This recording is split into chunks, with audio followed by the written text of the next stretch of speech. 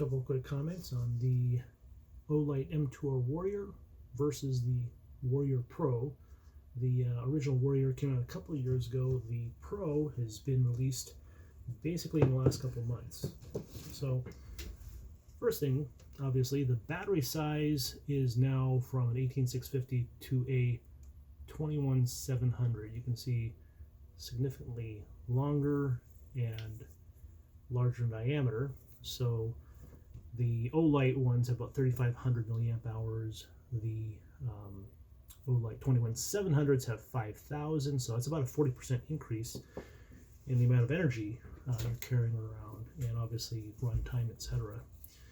What is pretty cool though is you'll see difference in diameter, not too much. It is bigger, of course. And then if I hold these bezels together, you'll see that it's not that much longer. And the way they've accomplished that is obviously they've gone from a reflector to an optic on the Warrior Pro.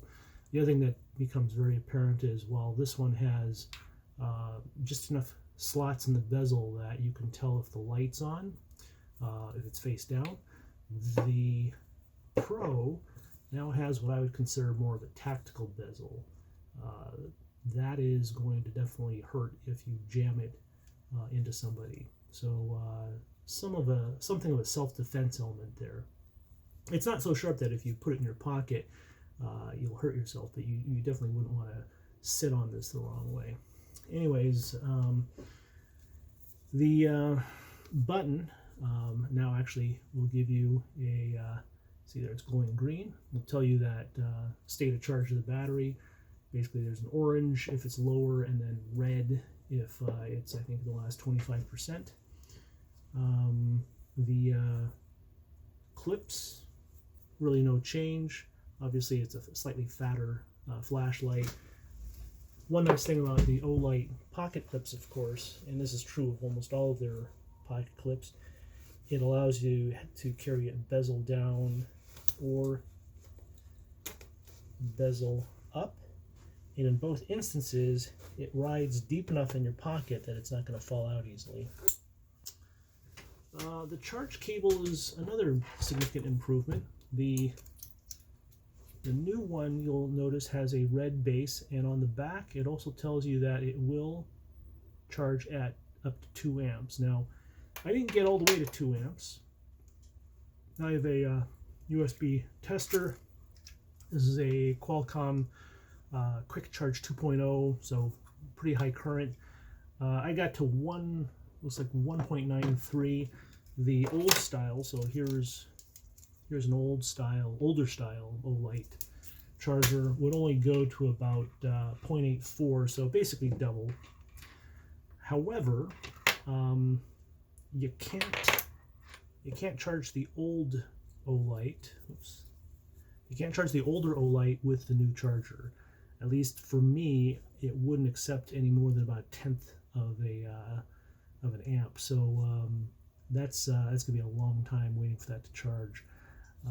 You can charge the Pro with the older style charger, but obviously it only charges at a maximum of about 1 amp rather than 2 amps.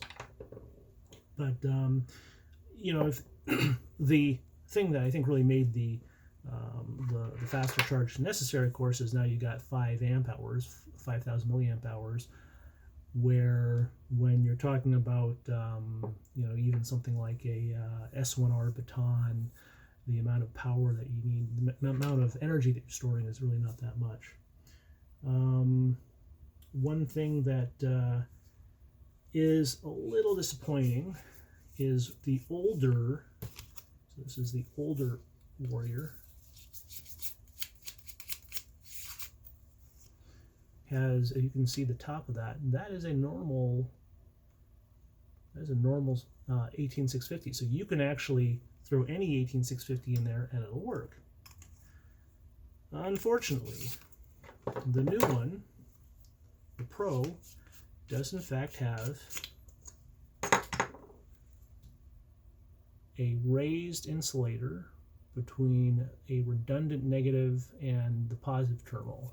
And I've tried some small magnets. I've tried small magnets with some insulation, etc., on a regular 21700, and it did not work. So you are stuck with Olight for the batteries, but that is true of several of the other flashlights. But at least in those instances, you could charge it. I know that there are some that are also stuck with the 21700.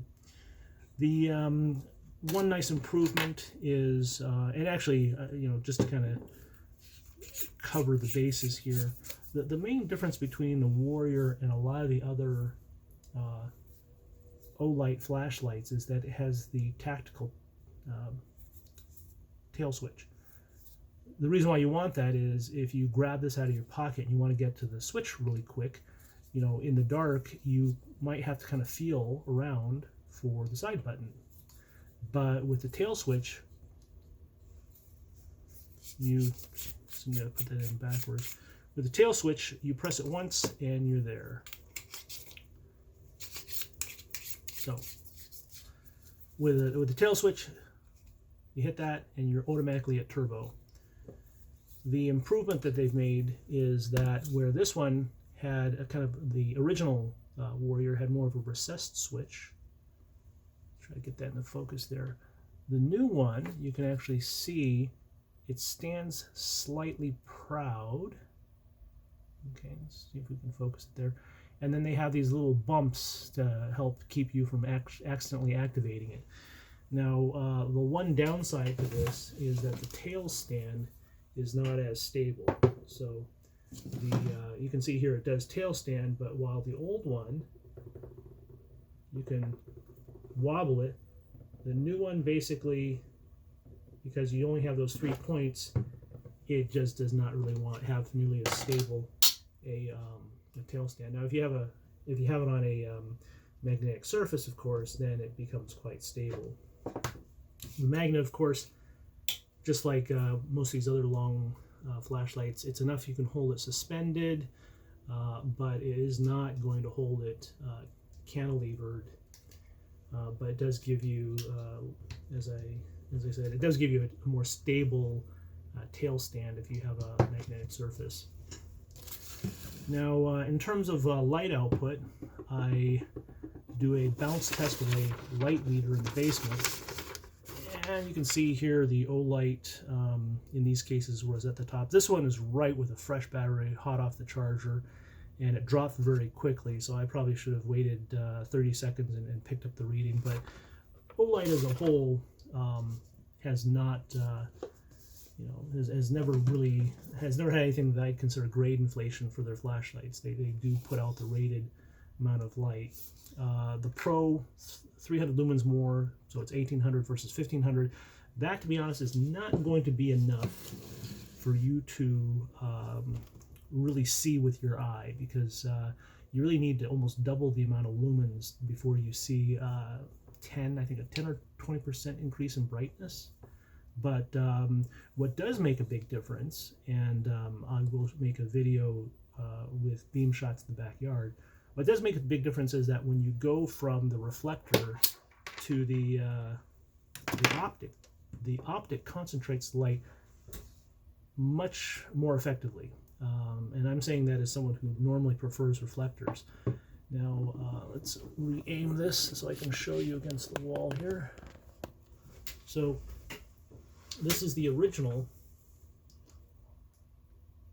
M2R Warrior, and what you'll see, and it may not show up properly in the video, but it's a very soft transition between the hotspot and the side spill.